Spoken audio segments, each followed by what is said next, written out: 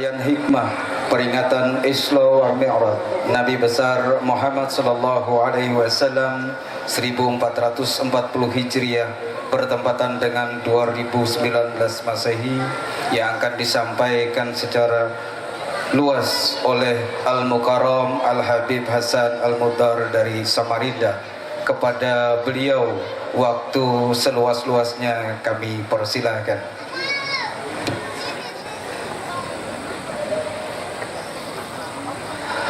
Assalamualaikum warahmatullahi wabarakatuh.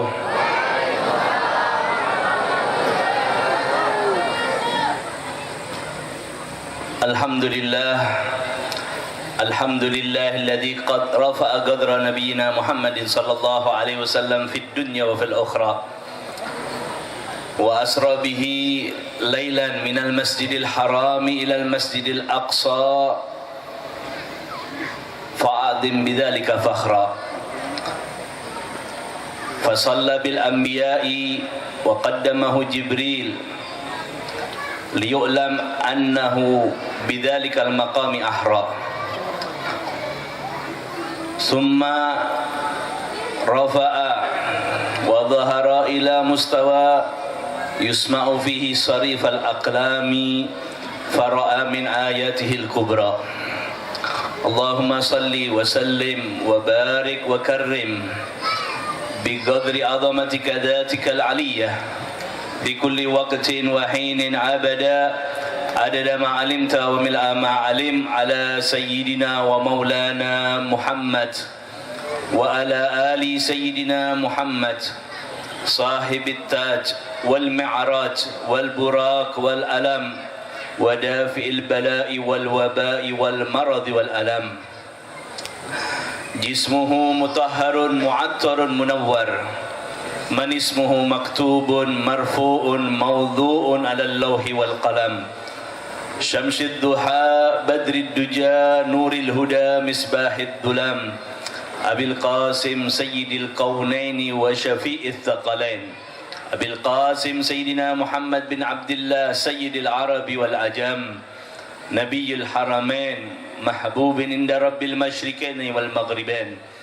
Allahumma salli wa sallim ala sayyidina Muhammadin miftahi babi rahmatillah adada ma fi ilmillah salatan wa salaman daimain bidawam mulkillah wa ala ali wa sahbihi adada kulli dharra alaf marrah amma ba'd.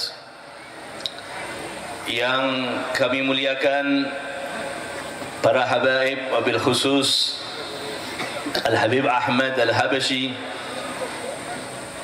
dan para asatid, para tuan guru, dan yang kami muliakan para tokoh masyarakat dan khususnya Bapak Camat Peranggean dan Bapak Kapolsek dan aparat negara baik sipil maupun militer, hadirin hadirat yang dimuliakan oleh Allah Subhanahu wa taala. Alhamdulillah, kita panjatkan puji dan syukur kehadirat Allah Subhanahu wa taala. Kita berkumpul di malam yang mulia ini untuk satu peringatan yang paling mulia, yang paling agung, yang paling istimewa dalam sejarah kehidupan Nabi Muhammad sallallahu alaihi wasallam, yang mana dengan peristiwa Isra dan Mi'raj menunjukkan kebesaran dan ketinggian kedudukan daripada Nabi Muhammad sallallahu alaihi wasallam di sisi Allah Subhanahu wa taala. Peristiwa Isra dan Mi'raj sebagai tanda bahwasannya tidak ada satu makhluk pun yang melebihi, yang lebih agung, yang lebih dicintai oleh Allah Subhanahu wa taala lebih daripada Nabi Muhammad sallallahu alaihi wasallam. Nabi Musa alaihissalam yang telah meminta untuk bisa melihat Allah Subhanahu wa taala, dan permintaan tersebut tidak diberikan oleh Allah Subhanahu wa taala.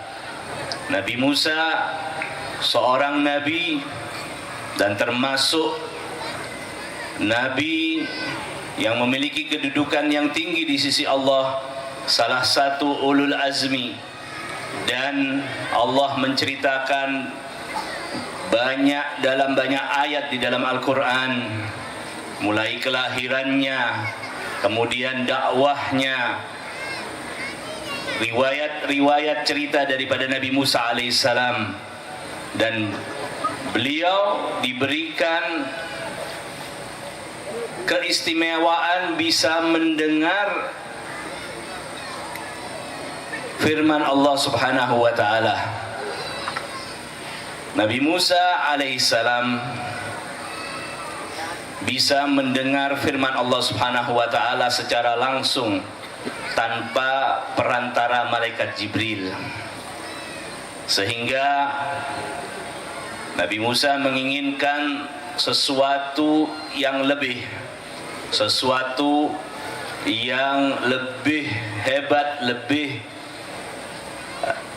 dahsyat daripada sekedar mendengar daripada firman Allah Subhanahu wa taala. Nabi Musa ingin melihat Allah, karena orang yang mendengar pembicaraan tidaklah seperti melihat.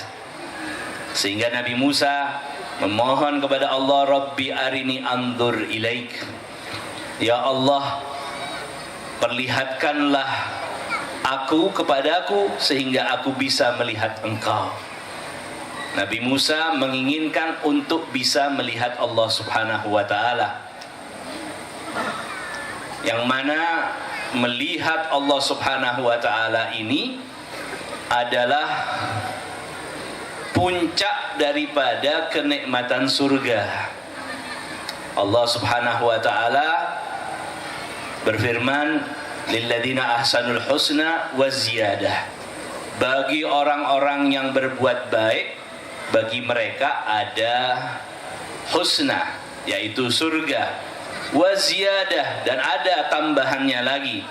Tambahan tersebut adalah memandang, melihat Allah Subhanahu wa taala. Di dalam ayat lainnya Allah mengatakan, mensifatkan para penghuni surga, wujuhu yawma idin nadhirah ila rabbiha nadhirah.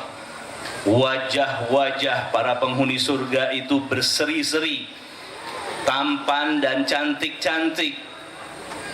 Mereka melihat kepada Allah Subhanahu wa taala. Rasulullah sallallahu alaihi wasallam sendiri menyatakan, satarawna rabbakum kama tarawna hadzal qamar la yudhammu. Rasulullah mengatakan, kalian akan melihat Tuhan kalian sebagaimana kalian melihat bulan ini, tidak tertutupi sama sekali. Itu kenikmatan surga yang paling tinggi. Tidak ada yang lebih tinggi, yang lebih afdal, lebih istimewa daripada melihat Allah Subhanahu wa taala. Bahkan melihat Allah Subhanahu wa taala itu menjadi ukuran daripada derajat seseorang di dalam surga. Di dalam hadis dikatakan bahwasanya orang yang paling tertinggi derajatnya di surga adalah mereka yang melihat kepada Allah Subhanahu wa taala setiap harinya 2 kali. Kemudian setelah itu yang melihat dalam 1 hari sekali, kemudian seminggu 2 kali, dan yang paling sedikitnya, paling rendahnya, derajat yang paling rendah dari penghuni surga adalah mereka yang melihat kepada Allah Subhanahu wa taala seminggu sekali, dan itu pada hari Jumat. Melihat kepada Allah adalah kenikmatan surga yang paling tinggi dan menjadi ukuran derajat seseorang nantinya di dalam surga. Ya, mudah-mudahan kita semuanya dijadikan orang-orang yang memandang kepada Allah Subhanahu wa taala, ya, sesering mungkin, setiap saatnya bisa memandang kepada Allah Subhanahu wa taala. Sehingga Allah Subhanahu wa taala di dalam salah satu hadis qudsi mengatakan, ya, bagaimana kalian berkata kepada penghuni surga, menanyakan bagaimana kalian, ya, apakah kalian telah puas, telah ridho? Kemudian para penghuni surga mengatakan, ya Allah, bagaimana kami tidak puas? Engkau telah masukkan kami ke dalam surga, Engkau telah berikan kenikmatan, Engkau jadikan wajah kami berseri-seri dan seterusnya. Kemudian Allah Subhanahu wa taala bertanya kepada mereka, apakah kalian mau yang lebih besar, yang lebih agung daripada itu semuanya? Kemudian Allah Subhanahu wa taala mengatakan, sesungguhnya kalian akan melihat aku, melihat Allah Subhanahu wa taala, menjadi kenikmatan yang paling tinggi, yang paling agung. Dan ini hanya diberikan kepada Nabi Muhammad SAW di atas dunia. Di dalam ayat tadi Nabi Musa meminta, Rabbi arini anzur ilaik. Allah Subhanahu wa taala menjawab, lantarani, engkau tidak akan bisa melihat aku. Artinya tidak ada yang bisa melihat Allah Subhanahu wa taala di dalam kehidupan dunia. Tidak ada orang hidup melihat Allah Subhanahu wa taala. Itu nantinya di surga. Dan seakan-akan Allah menyatakan, kenikmatan yang satu ini aku khususkan untuk kekasihku Nabi Muhammad sallallahu alaihi wasallam. Nabi Muhammad saja satu-satunya makhluk yang diizinkan oleh Allah Subhanahu wa taala untuk bisa berhadapan, memandang, berjumpa dengan Allah Subhanahu wa taala. Tidak ada makhluk lainnya. Tidak para nabi, para rasul, tidak juga para malaikat sekalipun yang terdekat dengan Allah. Mereka semuanya tidak ada yang melihat Allah Subhanahu wa taala. Kita bisa ambil pelajaran daripada permintaan Nabi Musa. Allah mengatakan, lantarani, engkau tidak akan bisa melihat aku. Artinya selama engkau hidup, selama engkau di atas dunia, engkau tidak akan bisa melihat aku. Walakin indur ilal jabali fa in istaqarra makanahu fasawfa tarani. Akan tetapi lihatlah kepada gunung yang ada di hadapanmu, hai Musa. Jika gunung tersebut tidak mengalami apapun, tetap pada tempatnya, maka engkau akan bisa melihat aku. Kemudian falamma tajalla rabbuhu lil jabali ja'alahu dakka fa kharra Musa sa'iqa. Kemudian Allah Subhanahu wa taala bertajalli, menampakkan sedikit daripada cahaya. Yang dikatakan di dalam riwayat hadis bahwasanya cahaya itu sedikit saja, sepercik daripada cahaya Allah Subhanahu wa taala ditampakkan kepada gunung tersebut, dan gunung tersebut kemudian goncang, gempa, bahkan dikatakan dia longsor, amblas ke dalam bumi. Ya, ketika melihat itu, Nabi Musa alaihissalam langsung pingsan seketika. Tidak kuat melihat daripada pemandangan cahaya Allah Subhanahu wa taala yang diberikan kepada gunung tersebut. Nabi Muhammad SAW, beliau diberikan oleh Allah Subhanahu wa taala untuk bisa memandang Allah tanpa permintaan, seperti halnya Nabi Musa alaihissalam. Nabi Muhammad diundang, dibawa, sebagaimana di dalam ayat yang dibacakan oleh qari tadi, subhanalladzi asra. Nabi Muhammad diperjalankan. Beliau tidak jalan sendiri, tapi dijalankan oleh Allah Subhanahu wa taala, diundang oleh Allah Subhanahu wa taala untuk menghadap kepada Allah Subhanahu wa taala. Dan ketika pertemuan tersebut, ya, Nabi Muhammad sallallahu alaihi wasallam selalu disertai oleh malaikat Jibril, mulai dari Masjidil Haram hingga Masjidil Aqsa, kemudian ke langit yang pertama, kedua dan selanjutnya. Dan ketika sampai di satu tempat yang dikatakan Sidratul Muntaha, artinya tempat yang paling tinggi, tempat paling ujung, malaikat Jibril mengatakan kepada Nabi Muhammad sallallahu alaihi wasallam, "Juz ya Muhammad." Lewatlah, masuklah wahai Muhammad.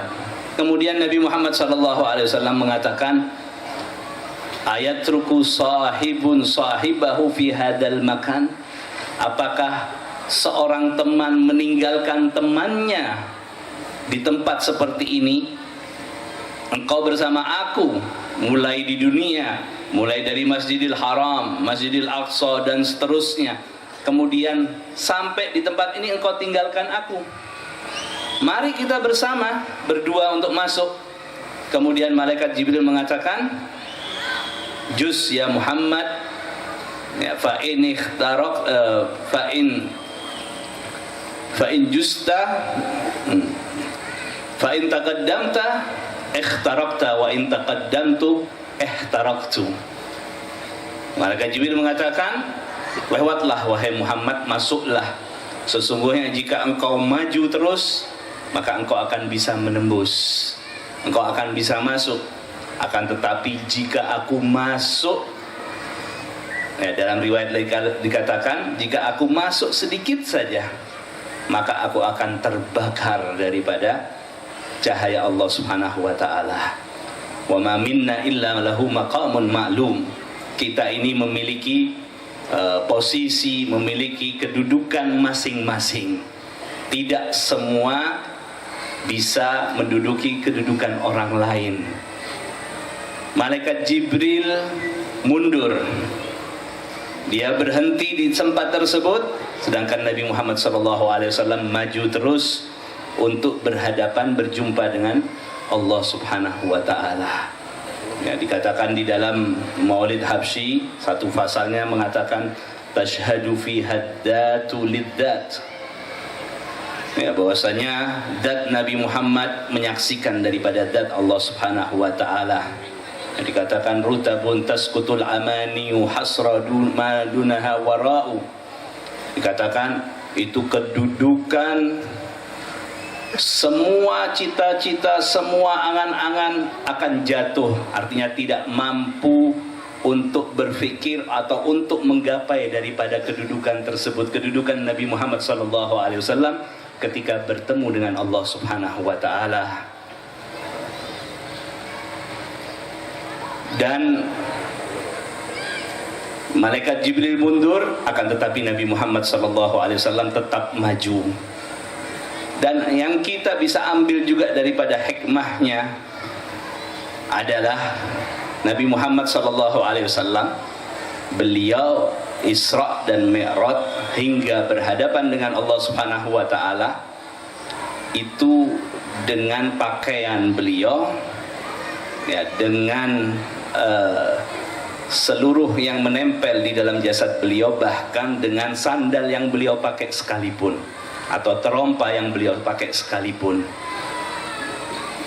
Kita ambil bahwasanya segala sesuatu yang menempel, yang memiliki hubungan dengan yang sesuatu yang mulia akan ikut menjadi mulia. Sandal Nabi Muhammad itu ikut Mi'raj dan ikut berhadapan dengan Allah Subhanahu wa taala, karena tidak ada perintah sedikit pun untuk mencopot atau melepas sandal beliau. Seperti halnya Nabi Musa alaihissalam. Nabi Musa alaihissalam itu ketika ingin mendengar firman Allah, dia naik ke Bukit Tur. Di situ dia mendengarkan firman Allah Subhanahu wa taala. Tapi ketika mau naik ke Bukit Tur, Allah memerintahkan, "Ya Musa, ikhla'na 'alaika fa innaka bil wadil muqaddasi tuwa." Wahai Musa, lepas sandalmu, Sesungguhnya engkau ada di satu bukit yang disucikan, dimuliakan oleh Allah Subhanahu wa taala.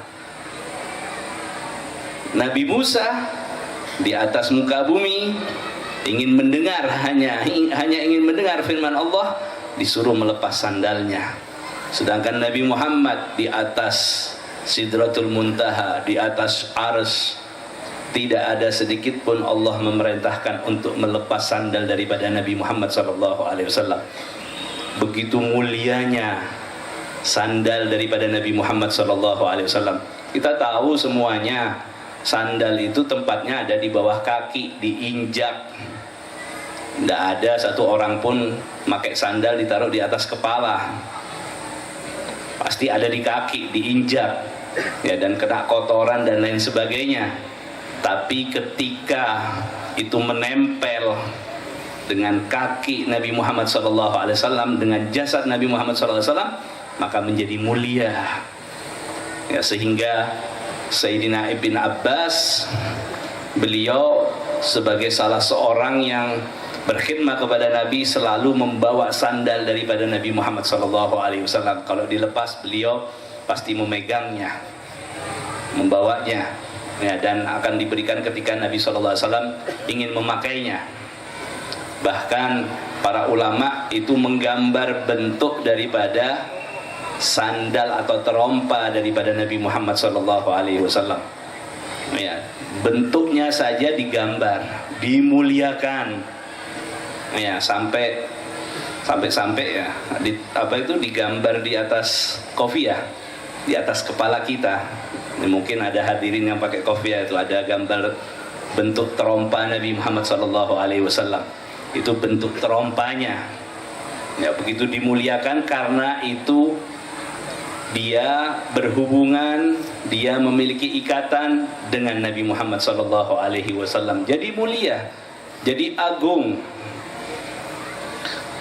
Dan salah seorang ulama, Sayyidina Yusuf An-Nabhani, mengarang satu syair yang mengatakan, wa na'lu Muhammadin alal jami'il qawni alat fa jami'u khalqi tahta dhilli ni'alihi laqad nudiya Musa khla' wa Ahmadu ladal arsi lam yu'mar bi khal'i ni'alihi. Dikatakan terompa sandal Nabi Muhammad SAW itu telah menjadi tinggi di atas semua makhluk, yaitu ketika Isra dan Mi'raj. Semua makhluk itu di bawah naungan sandal Nabi Muhammad SAW. Malaikat Jibril ada di bawahnya. Semua makhluk yang ada di bumi jauh di bawah sandal Nabi Muhammad SAW. Semua di bawah naungan sandal Nabi Muhammad SAW, di bawah bayangannya. Ya, Nabi Musa telah diserukan kepadanya, telah diperintahkan kepadanya, ya, di atas bukit Tur untuk melepas sandalnya. Sedangkan Nabi Muhammad di atas Arsy, di hadapan Allah Subhanahu wa taala, tidak diperintahkan untuk melepas daripada sandalnya. Ya, sandal yang begitu hina, yang tempatnya ada di bawah, menjadi mulia, menjadi agung karena berhubungan, memiliki kedekatan dengan Nabi Muhammad SAW. Kita ini kalau mau jadi mulia, mau menjadi agung, maka muliakanlah diri kalian, muliakanlah diri kita ini dengan perkara-perkara yang agung, perkara-perkara yang memiliki hubungan dengan Nabi Muhammad SAW. Dan kita ini jadi mulia, menjadi umat yang terbaik, ya, karena Nabi kita Nabi Muhammad.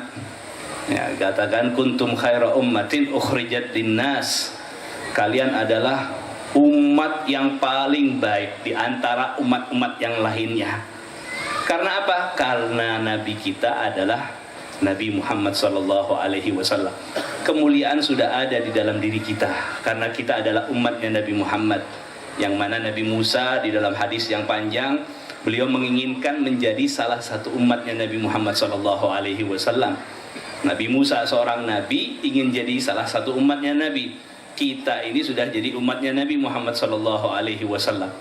tinggal kita memberikan keagungan-keagungan tersebut sesuai dengan hak-haknya dan kewajiban yang harus kita lakukan.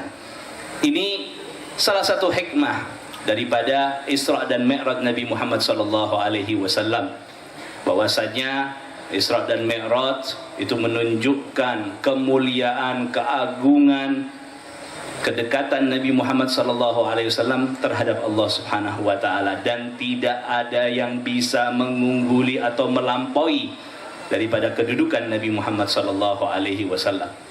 Kemudian yang kedua, ya, kalau kita bicara Isra dan Mi'raj, panjang lebar, yang walaupun itu ditempuh dalam perjalanan yang sangat singkat oleh Nabi Muhammad SAW,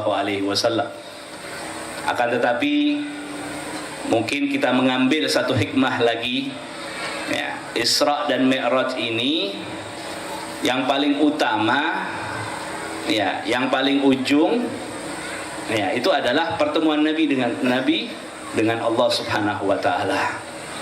Ya, Nabi bertemu dengan Allah Subhanahu wa taala, dan kita tidak tahu, kita tidak akan bisa membahas apa yang dibicarakan oleh Allah. Bagaimana jawaban Nabi Muhammad SAW?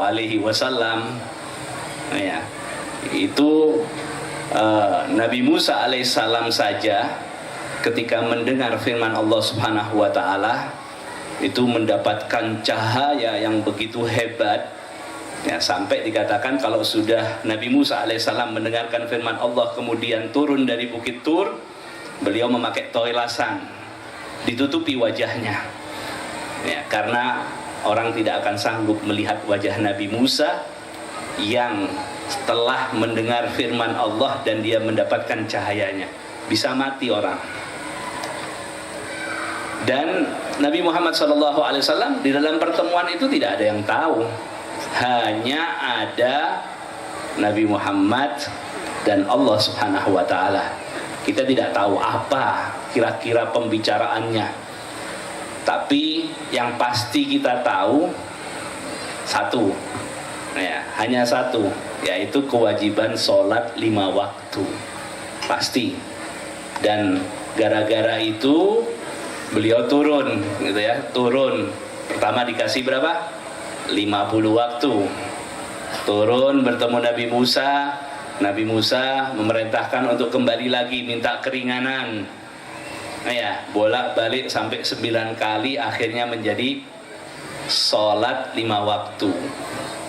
Kenapa Nabi Musa? Apa hikmah daripada Nabi Musa memerintahkan kepada Nabi Muhammad SAW untuk kembali minta keringanan?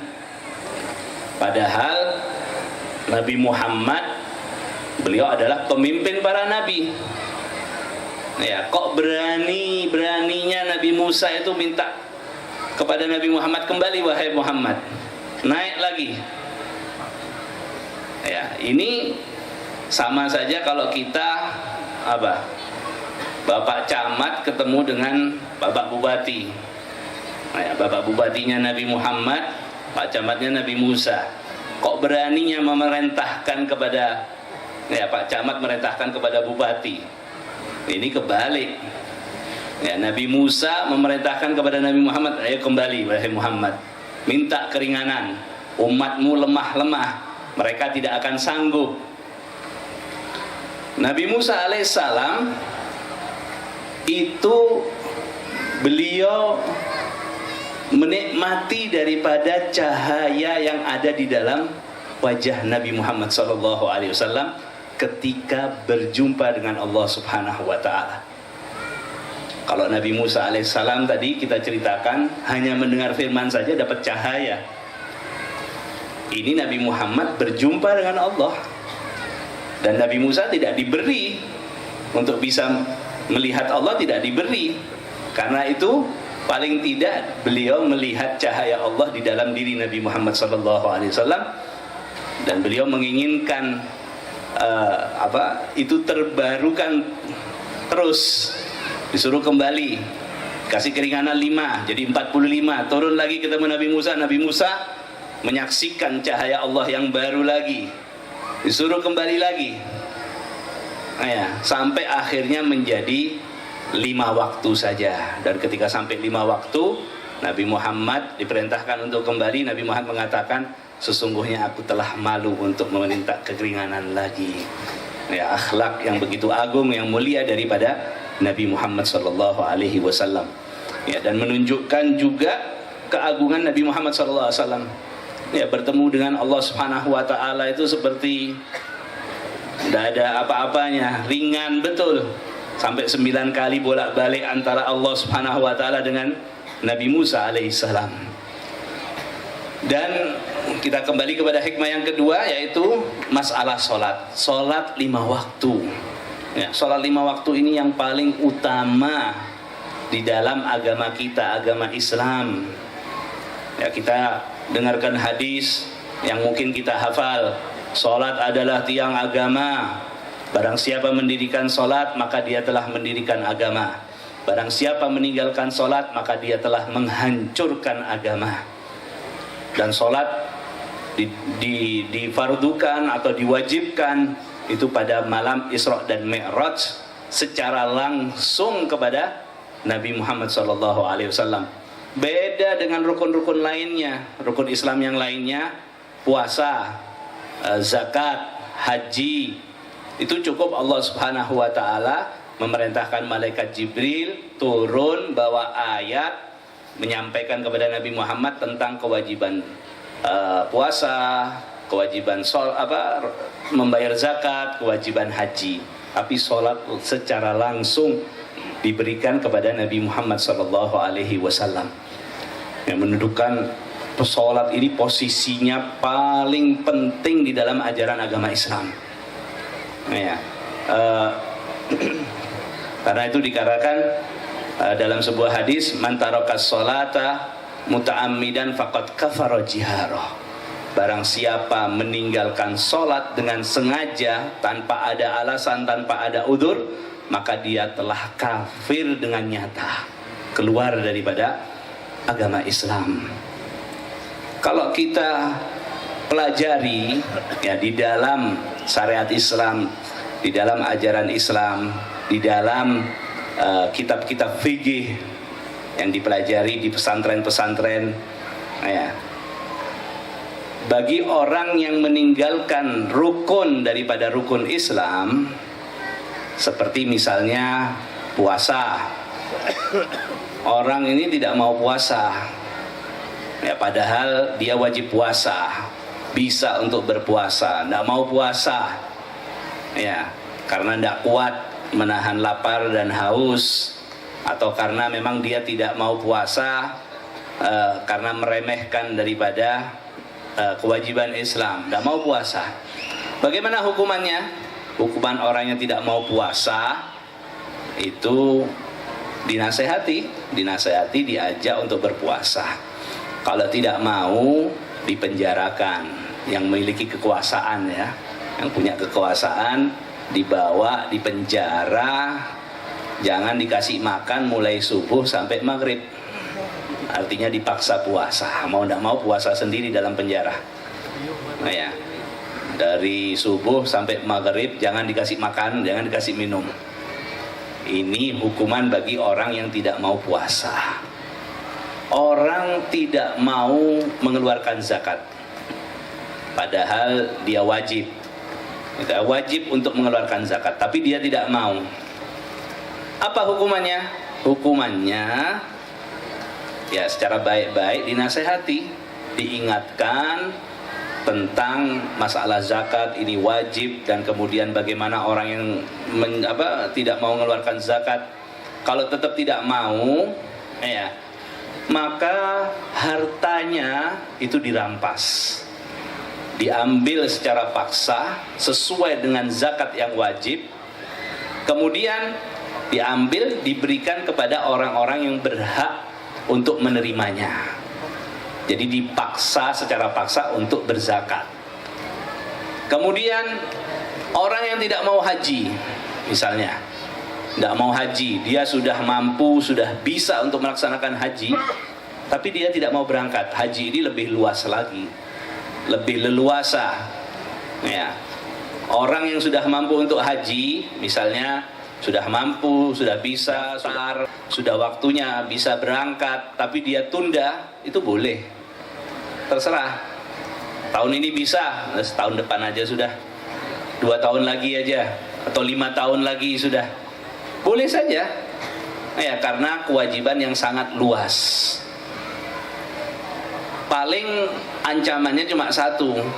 Ya, Rasulullah mengatakan dalam sebuah hadisnya yang artinya orang yang bisa untuk melaksanakan ibadah haji tapi dia tidak berangkat, dia tidak mengerjakannya, maka kalau dia mati dalam keadaan Yahudi atau Nasrani. Itu saja ancamannya. Ya, ancamannya begitu saja. Tapi kalau masalah sholat, ya tadi kan sudah ya, puasa, zakat, haji, sholat itu ancamannya hukuman mati, dipenggal kepalanya. Ini di dalam ajaran Islam seperti itu. Di dalam kitab-kitab fikih seperti itu, hukumannya adalah dipenggal, dihukum mati. Karena sholat bukan main-main, hukuman mati. Itu orang yang meninggalkan sholat itu ada 2 macam. Ya, yang pertama, orang yang meninggalkan sholat karena mengingkari kewajiban sholat, meyakini sholat 5 waktu itu tidak wajib. Ya, berkeyakinan sholat 5 waktu tidak wajib. Ya, ini orang yang mengingkari kewajiban sholat. Ya, atau mungkin sekarang macam-macam, hati-hati saja. Ya, ada yang menyatakan sholat kan tidak wajib, gitu ya. Atau mungkin menyatakan kewajiban sholat sudah habis. Ya. Atau ada yang ngomong lagi, sholat kan nomor 2. Ya memang benar nomor 2. Ya, setelah syahadat la ilaha illallah, sholat. Tapi walaupun nomor 2 ya itu rukun, harus dikerjakan. Ya, kalau orang-orang seperti ini mengatakan sholat tidak wajib, sholat sudah habis kewajibannya, ya kemudian sholat nomor 2, ya, atau mungkin dengan dalil yang macam-macam, mungkin juga dengan atas nama makrifat hakikat, ya, mengatakan kalau kita sholat, ya, tapi tidak makrifat, kita belum makrifat, buat apa sholat? Percuma aja sholat. Kalau ini niatnya menyatakan bahwa sholat itu tidak wajib kecuali dengan makrifat, ini termasuk orang yang mengingkari kewajiban sholat. Ya, kadang-kadang banyak zaman sekarang ini ya, ada aliran-aliran pemahaman, ya, yang macam-macam. Ya, mudah-mudahan di sini tidak ada. Ya, mudah-mudahan tidak ada. Kalau tempat saya banyak, Samarinda itu banyak. Jadi aliran macam-macam. Dan kalau mau tahu ya, suatu aliran itu benar atau menyimpang atau salah, itu lihat saja perkara mereka dengan sholat bagaimana. Kalau sudah mereka yang ikut aliran itu sudah meremehkan sholat, sudah meninggalkan sholat, ngajak orang supaya tidak sholat, atau mungkin sholat bisa digantikan sama orang lain, atau cukup sholat itu dengan membayar saja, itu pasti alirannya menyimpang. Itu aliran sesat. Ya, satu saja tanda-tandanya. Ya, kalau ada aliran baru, dilihat aja bagaimana dengan sholatnya. Kalau sudah sholatnya macem-macem, ya, itu tandanya aliran itu aliran sesat. Jangan diikuti. Ya, jangan diikuti. Ya, kadang-kadang kan dengan nama apa? Dengan nama makrifat, dengan nama hakikat. Ya, ada juga yang dengan nama apa namanya? Biasanya kalau orang Jawa itu ada aliran iling. Ingat, pokoknya ingat. Ya, karena sholat itu aqimis sholata lidzikri. Dirikanlah, kerjakanlah sholat itu untuk mengingat aku. Kalau sudah sampai tujuannya bisa mengingat Allah, ngapain sholat? Yang penting ingat aja. Ya, nanti ditanya, sudah sholat? Sudah, kapan? Ini sekarang saya sholat. Diem, mengingat Allah, dibilang sholat sudah. Ya, ini hati-hati. Ini orang-orang seperti ini, ya, kalau mereka meyakini bahwa saja sholat itu tidak wajib, mengingkari kewajiban sholat, ya orang-orang seperti ini, ya kita usahakan untuk dinasehati, untuk diluruskan pemahamannya. Tapi kalau tidak mau, ini hukumnya adalah murtad. Hukumnya murtad, keluar daripada Islam. Karena apa? Mengingkari daripada Al-Quran, mengingkari daripada yang disepakati oleh para ulama semuanya. Mau madhab apapun, aliran apapun, semua sepakat sholat itu wajib. Mengingkari kesepakatan kaum muslimin, ya itu hukumnya murtad, keluar dari Islam. Kemudian orang ini kalau tidak mau tobat bagaimana? Dipenggal, dipancung, ya dipenggal. Kemudian bagaimana jasadnya? Jasadnya itu ya tidak wajib dimandikan, ya tidak wajib dimandikan, tidak wajib dikafani, tidak wajib disolati. Bahkan sebagian ulama mengatakan tidak wajib dikuburkan. Ya, lempar aja bangkainya itu ke hutan atau kemana, ke sungai supaya dimakan binatang-binatang. Sebagian ulama menyatakan sunnah untuk dikuburkan, sunnah bukan wajib. Kan kita tahunya kalau orang meninggal itu apa? Fardu kifayah. Fardu kifayah ada 4. Ya, dimandikan, dikafani, disolati, dikuburkan. Tapi orang yang seperti ini, ya, yang meyakini sholat itu tidak wajib, jangan dimandikan, jangan dikafani, jangan disolati, sunnah untuk dikuburkan supaya bangkainya tidak mengganggu orang lain. Tapi dikuburkan jangan di pekuburan kaum muslimin, cari tempat lain. Ini bukan orang Islam sudah. Ini orang yang mengingkari kewajiban sholat. Yang kedua, ya, orang yang tidak mau sholat itu karena malas mengerjakan sholat. Ya, mudah-mudahan di sini tidak ada ya. Kalau tempat saya sana di Samarinda tuh banyak. Ya, kalau sini mungkin sumbernya, sarangnya. Ya, orang yang tidak mengerjakan sholat karena malas untuk mengerjakan sholat. Apa sih beratnya sholat ini?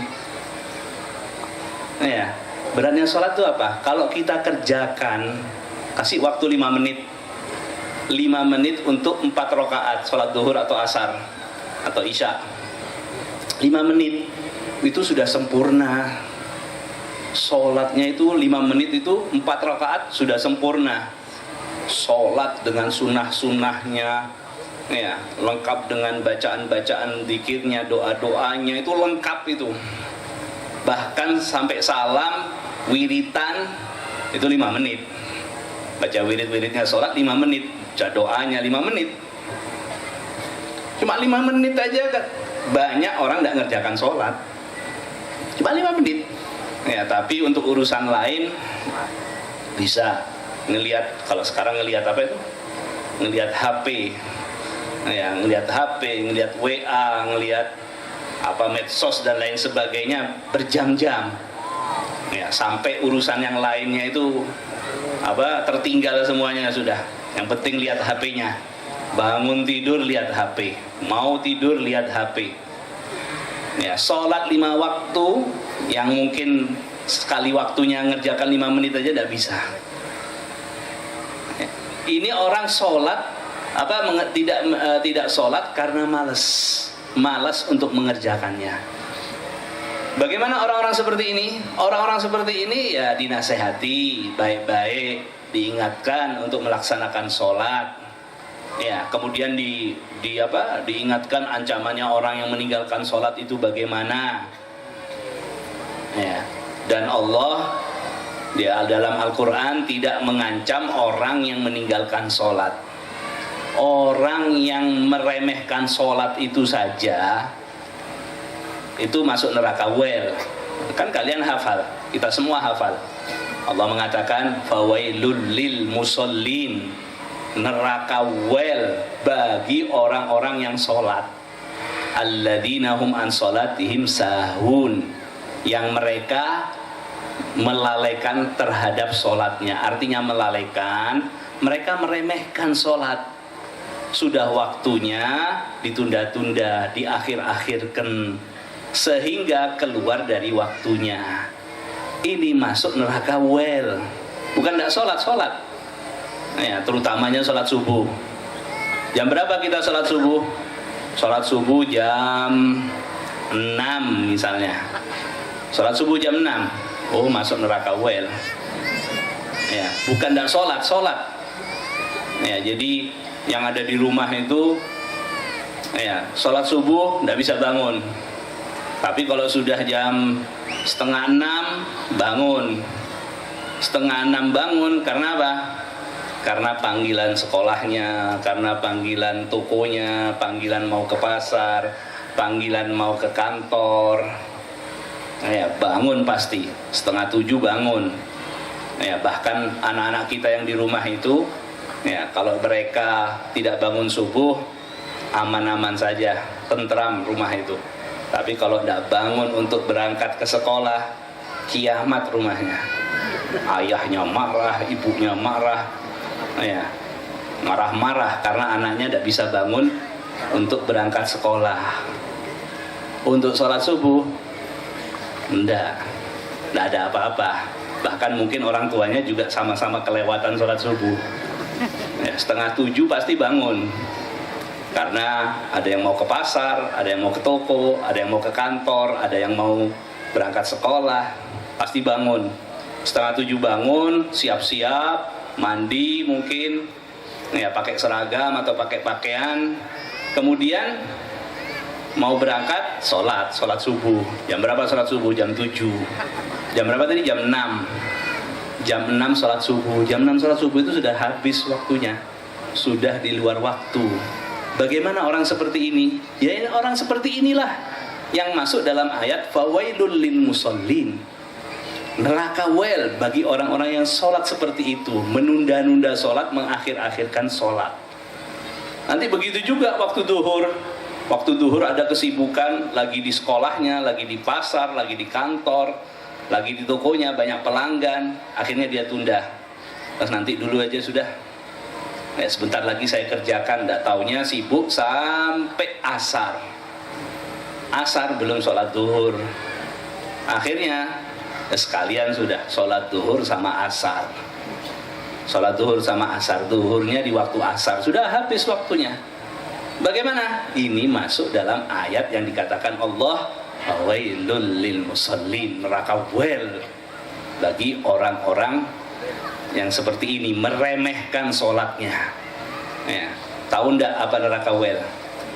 Neraka wel itu seandainya diambil satu percikan api, diambil, dibawa ke dunia ini, kemudian dilewatkan di atas gunung batu yang kokoh, yang kuat, yang keras, itu dilewatkan di atasnya, gunung batu itu meleleh semuanya. Meleleh, kena udaranya, kena hawanya. Tapi orang yang meremehkan sholat, bukan kena hawanya, masuk ke dalam neraka wel itu, masuk ke dalamnya. Ya, itu neraka wel disediakan untuk orang yang meremehkan sholat. Ya. Ini Allah yang berkata, Allah yang berfirman, dan kita semuanya hafal ayat ini, fawailul musallin, dalam surah apa? Al-Ma'un, alladzina hum an sholatihim sahun. Neraka wel. Ya, jangan sekali-kali meremehkan, mengentengkan daripada sholat. Ini ancaman daripada Allah Subhanahu wa ta'ala.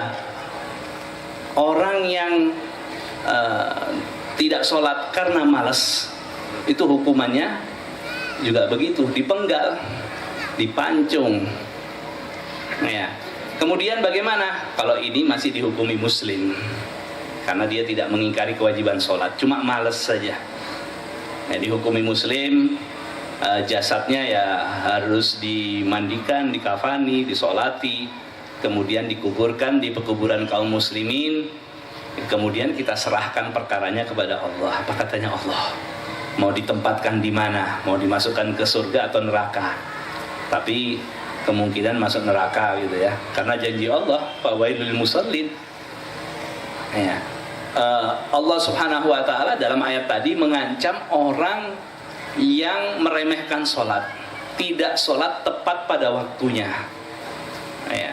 Karena itu di dalam Al-Quran pasti kalimat sholat ya, bagi sifatnya orang-orang yang beriman itu yuqimunas sholah. Bukan mereka mengerjakan sholat gitu saja, enggak. Mereka mendirikan sholat. Iqamatus sholah. Iqamatus sholah itu artinya mendirikan. Kemudian arti mendirikan adalah mengerjakan sholat sempurna dengan rukun-rukunnya, dengan syarat-syaratnya, tepat pada waktunya dan terus menerus. Itu yang dikatakan iqamatus sholah. Artinya mendirikan sholat, sholat dengan memenuhi rukunnya, syaratnya, tepat pada waktunya, kemudian terus menerus. Bukan sholat sekali, sehari bolong, ya, atau mungkin seminggu sekaligus bolong, cuma Jumat aja hadir di masjid, sholat Jumat, sisa hari tidak pernah sholat, atau mungkin sekalian setahun, ya, nanti Idul Fitri saja dia sholat. Dikatakan mengerjakan sholat, mendirikan sholat jika dia mengerjakannya terus menerus, setiap hari rutin dia kerjakan. Dikatakan yuqimunas sholah, mendirikan daripada sholat. Ya, karena itu para ulama, karena pentingnya sholat ini, ya, ketika seorang yang beriman, ketika seorang mukmin itu masuk waktunya sholat, dia tahu ya ini waktunya sholat, itu harus ada satu dari dua perkara. Kalau dua-duanya tidak ada, ya, itu diragukan keimanannya. Ini bukan orang yang beriman. Ya, pertama, ya, ketika orang mendengar adzan atau dia melihat jam, tahu ini waktunya sholat, oh ini waktunya duhur, ini waktunya asar, ya, atau dengar adzan dia tahu, maka yang pertama, kalau tidak dia mengerjakan langsung, dia langsung mengerjakan. Nah, ini yang ada pada sahabat Rasulullah SAW. Mereka itu sholat tepat pada waktunya, jadi langsung dikerjakan. Apa yang mereka kerjakan saat itu ditinggal langsung. Rasulullah SAW itu dikatakan oleh Sayyidatuna Aisyah mensifatkan Rasulullah SAW, kalau sudah masuk waktunya sholat, seakan-akan beliau tidak mengenalku, aku tidak mengenal beliau, seperti orang asing. Kalau sudah masuk waktunya sholat, langsung ditinggal begitu saja mengerjakan sholat. Nah, jadi langsung dikerjakan. Pertama. Yang kedua, ada niat di dalam dirinya untuk mengerjakan sholat tersebut. Ya mungkin dia lagi sibuk, ya, jadi ditunda. Oh ini waktunya duhur, ini ada kesibukan sedikit, tapi saya akan kerjakan setelah ini. Atau mungkin nanti jam 2 saya kerjakan. Paling tidak seperti itu. Kalau tidak dia mengerjakan langsung saat itu juga, ketika tahu waktunya masuk, atau paling tidak ada niat di dalam dirinya, dia akan mengerjakannya. Ini dua-duanya tidak ada, ini bukan orang beriman, diragukan keimanannya. Ya, bagaimana orang beriman masuk waktunya sholat, dia tidak ngerjakan, niat pun tidak ada, niat mau ngerjakan saja juga tidak ada. Ya, mungkin dikira adzan itu seperti lagu-lagu yang lainnya gitu ya. Ya, ini tahu dia adzan masuk, atau dia lihat jam ini tahu waktunya masuk, tidak ada niat untuk mengerjakannya. Ini orang yang diragukan daripada keimanannya. Ya, karena itu perhatikan sholat yang paling utama di dalam kehidupan kita, di dalam di dalam agama kita, di dalam syariat Islam ini. Ya, jangan main-main dengan perkara sholat. Ya, kalau kita ingin pasti semua bapak-bapak, ibu-ibu menginginkan kehidupannya bahagia gitu ya, rizkinya lancar, tidak ada perkara, tidak ada masalah. Itu pasti keinginan setiap orang. Hidup di dunia bahagia, ya, rezekinya lancar, ya, semua itu bisa kita dapatkan, ya, kalau kita memperhatikan sholat. Kalau kita memperhatikan sholat, itu semuanya akan kita dapatkan. Allah Subhanahu wa taala berfirman, ya, wa'mur ahlaka bis-sholati wastabir 'alaiha. Ya, perintahkanlah keluargamu untuk sholat. Ya, seorang ayah perintahkan kepada istrinya yang ada di rumah, kepada anak-anaknya. Ibu juga begitu. Ibu perintahkan kepada anak-anaknya untuk sholat. Wastabir 'alaiha, dan sabar untuk memerintahkan mereka. Artinya sabar itu terus menerus, bukan hanya sekali saja.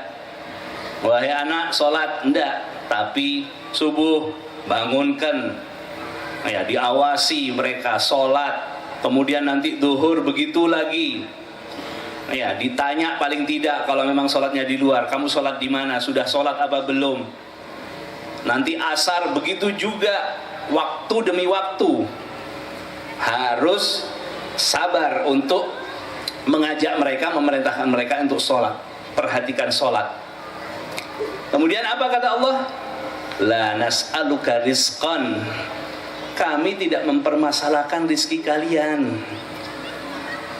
Artinya bukan masalah rizki kalian, itu bukan masalah kalian. Ya, nahnu narzukuk. Kami akan yang memberikan rizki. Kami yang akan memberikan rizki. Artinya jangan kalian sibuk dengan rizki kalian. Ya, ini kan rentetannya ayat tadi. Perintahkan keluargamu untuk sholat dan kamu bersabarlah untuk memperhatikan sholat mereka. Kami tidak mempermasalahkan rizkimu. Kami yang akan memberikan rizki. Rizki dari Allah Subhanahu wa ta'ala. Jaminan daripada Allah Subhanahu wa ta'ala. Belum lagi itu, kalau dalam bahasa Arab kan pakai fi'il mudhari, artinya terus. Nahnu narzukuk itu artinya kami akan berikan rizki terus menerus. Setiap hari, setiap saatnya diberikan rizki oleh Allah Subhanahu wa ta'ala. Jaminan rizki bagi orang-orang yang memperhatikan sholat terhadap keluarganya. Terhadap keluarganya dia perhatikan, jaminan rizki. Kemudian rizki itu kan ada banyak. Ada rizki zahir, ada rizki batin. Ya, kalau kita kan berpikirannya mesti rizki yang zahir, uang, harta. Ya, tapi rizki dari Allah Subhanahu wa ta'ala itu semuanya, artinya kalau kami berikan rizki zahir, juga rizki batin, ketenangan, ketentraman, dijauhkan daripada segala masalah. Itu yang lebih penting bagi kita semuanya. Karena itu perhatikan sholat. Ya, anak-anak kita perhatikan. Rasulullah SAW tidak memerintahkan kita untuk memerintahkan anak kita untuk memperhatikan mereka kecuali sholat. Rasulullah mengatakan, muru auladakum bis sholati wahum abna'us saba. Perintahkanlah anak-anak kalian untuk sholat sedangkan mereka pada umur 7 tahun. Jadi umur 7 tahun diperintah sholat. Jadi memahami hadis itu begini, sebelum 7 tahun diajari dulu anaknya sholat. Umur 5 atau umur 6 tahun lah. Umur 6 tahun diajari sudah sholat. Sholat itu caranya begini, rukunnya sholat itu seperti ini, syaratnya sholat itu seperti ini, bagaimana caranya berwudu, apa saja yang membatalkan sholat, itu diajari anak itu umur 6 tahun. Sehingga umur 7 tahun itu sudah siap, orang tuanya tinggal memerintahkan, wahai anakku, kamu sekarang sholat. Ayo sholat subuh, ayo sholat zuhur, ayo sholat asar, atau lebih baik lagi diajak berjamaah dengan orang tuanya. Ini perintah Rasulullah SAW. Bukan umur 10 tahun baru diajari sholat. Ya, bukan 10 tahun diperintahkan sholat sedangkan dia belum pernah diajari. Enggak, 7 tahun perintahkan mereka sholat, sebelumnya sudah diajari sehingga siap untuk melaksanakan sholat. Wadribu alaiha wahum abna'u asyr, dan pukul mereka kalau mereka meninggalkan sholat pada umur 10 tahun. 10 tahun tidak ngerjakan sholat, dipukul. Hukuman bagi mereka karena tidak memperhatikan daripada sholat. Ini ajaran Rasulullah SAW. Ya, kita perhatikan, ya, dan ini adalah hikmah yang paling terbesar daripada peringatan Isra dan Mi'raj. Ya, kerjakan sholat, hidup kita akan bahagia, ya, rizki kita akan lancar, ketenteraman akan ada di dalam rumah tangga kita, ya, kedamaian ada di dalam hati kita, ya, dan semua itu karena sebab daripada perhatian kita terhadap sholat. Ya, ini yang bisa kita sampaikan. Kurang lebihnya mohon maaf. Wa'alaikum. Wassalamualaikum warahmatullahi wabarakatuh.